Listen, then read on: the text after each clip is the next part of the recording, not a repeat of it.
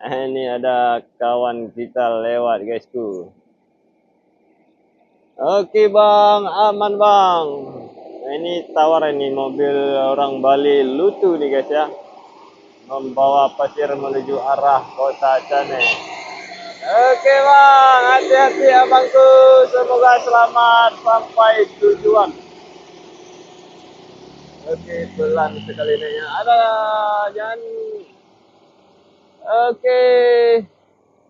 Ngeri sekali main motong-motong di tekongan kereta tadi guys ya.